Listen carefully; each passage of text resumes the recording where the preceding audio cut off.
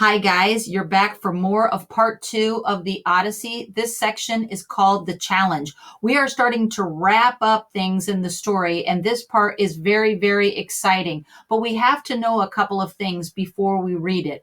First of all, Odysseus has always been incredibly strong, very, very buff. When he was a young man, he was so good at archery, and on your screen you can see a picture of a bow and an arrow. He was so good at archery that he carved out his own bow and his own arrows. The bow that he carved was very thick, and in order to string the string across the bow that you see right here, you have to take the bow and you have to bend it together in order to get the string tied on one end and tied on the other. Okay. But this bow is so sturdy, so strong that only Odysseus himself, the king of Ithaca, could bend his bow in order to string it and use it. So that's part of the knowledge that we need to know. Now, in order to get to this part of the story, we also need to be on page 55 of our PDF.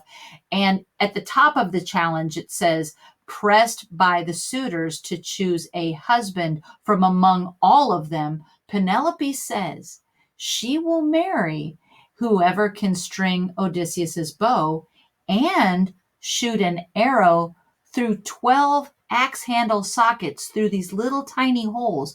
Now, she thinks this is a good challenge because, first of all, she knows no one has been able to string Odysseus's bow ever, and let alone be able to shoot it cleanly through 12 tiny little holes. Now, I want to show you guys what this would look like because it's been portrayed in different ways. This is Odysseus's bow. This is a picture of Odysseus disguised as the beggar with the bow in his hand. In the background, this guy right back here is the swineherder Eumaeus. But you will also see that, let me go back to this picture here. This is Odysseus as the beggar with the bow and the arrow strung in his hands. You see how old he is, all long, tangled hair. Now, in some cases, the way that this has been illustrated is that the holes that anybody has to shoot through are at the end of the axe handles. But sometimes it's other ways. It's been other pictures, like, let's find another one. I did have one up here. That the holes are through the axes themselves. And even in your book, it's a little bit hard to tell. But this is the challenge, that it says the suitors come up and they grab Odysseus's bow and they try to string it, but they can't do it. They don't have the ability to do it. They simply can't bend the thing. And so each time they get up and they grab this bow, they try to pull it together to put the string on, and they can't do it.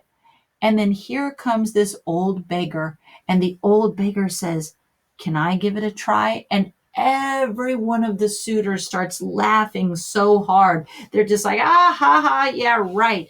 And Odysseus asks, and it says, and Odysseus came up and took his time turning the bow and tapping it every inch for borings that termites might have made. He's trying to make sure the wood is still good, right? While the master of the weapon was abroad. The suitors were now watching him, and some jested among themselves. Ha! A bow lover. Another guy goes, a dealer in old bows. Yeah, maybe he has one like it at home. Or he has an itch to make one for himself, so they are all taunting him. See how he handles it, the sly old buzzard, because, with him turning it in his hands, it's like they think that the old guy is just pretending that he could do something. And one disdainful suitor added even this, may his fortune grow an inch for every inch that he bends it. But the man skilled in all ways of contending, that's Odysseus, satisfied by the great bow's look and heft, it still feels like it's solid, like a musician, like a harper. This is another one of those extended epic similes, right? Like a musician, like a harper, when with quiet hand upon his instrument, he draws between his thumb and his forefinger a sweet new string upon the peg, so effortlessly Odysseus in one motion strung the bow, and then he slid his right hand down the cord and boom, he plucks the string. And so taut, so tight, the gut vibrating hummed and sang a swallow's note. In the hushed it smote the suitors. That means it made them so mad, and all their faces changed. And then Zeus thundered, this is a sign from above, overhead, one loud crack for a sign. And Odysseus laughed within him that the son of crooked minded Kronos had flung that omen down. So he's like, he knows that's Zeus. He's laughing. And here is where we're looking at an illustration, because he's going to shed all of the disguise of the beggar away, right? And let's go down. It says, he picked one ready arrow from his table where it lay bare, and the rest were waiting still in the quiver for the young men's turn to come. He knocked it. That means you take the arrow and you put it on the string, right? And he let it rest across the hand grip, and he drew the string and the grooved butt of the arrow, aiming from where he sat upon the stool. And now flashed arrow from twanging bow, clean as a whistle through every socket ring, and it grazed not one, to thud with a heavy brazen head beyond, so it hit a shield in the background. Boom. And then quietly Odysseus said, Telemachus, the stranger you welcomed into your hall has not disgraced you. I didn't miss, and neither did I take all day stringing the bow. My eye and my hand are my hand and eye are sound, not so contemptible as the young men say. The hour has come to cook their lordships' mutton, supper by daylight, other amusements later with song and harping that adorn a feast.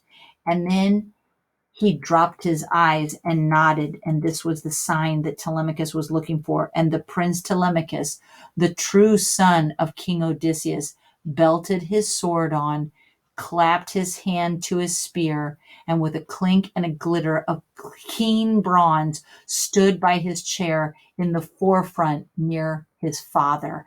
This is where it is going to be a battle. I'm going to show you very quickly a picture before we get to this. So in these images that you see from a movie from 1997 that I own, had we been in school, we'd be watching this together.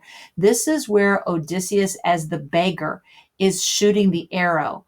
But let me go back here.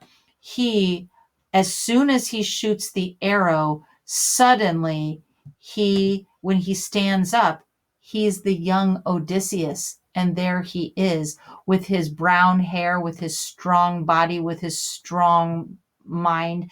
And here he is standing next to his son. Now, in the background, you see Telemachus, and Telemachus has a beat up face because he had been in a fight with the other suitors, so it did not go well for him. So that is the end of the challenge. And now we're going to get to the bloody scene, and it is called Odysseus's revenge.